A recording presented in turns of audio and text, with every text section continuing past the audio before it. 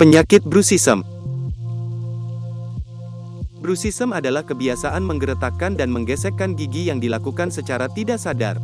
Kebiasaan ini bisa dialami oleh siapa saja, mulai dari anak-anak hingga dewasa. Jika kebiasaan ini tidak ditangani, penderita bruxism berpotensi mengalami kerusakan berat pada giginya.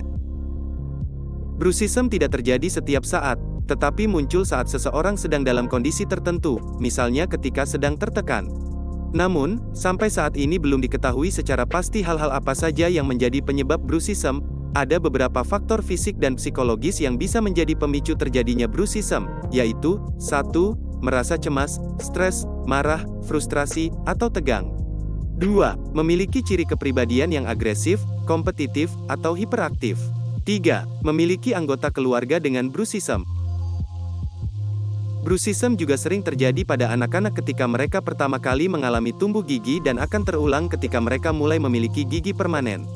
Umumnya, bruxism akan berhenti saat anak mulai memasuki masa remaja.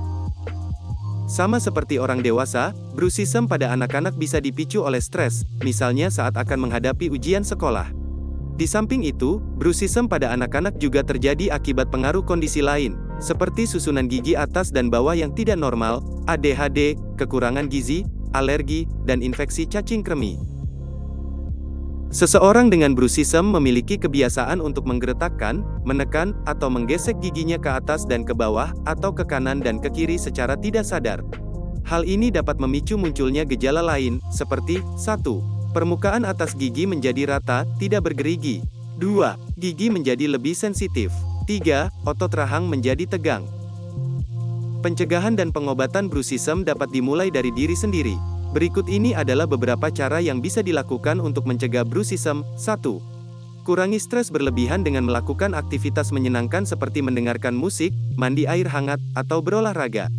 2. Hindari mengonsumsi minuman beralkohol, merokok, atau menggunakan obat-obatan terlarang. 3. Hindari minuman yang mengandung banyak kafein, seperti kopi, minuman berenergi, dan coklat, terutama menjelang tidur.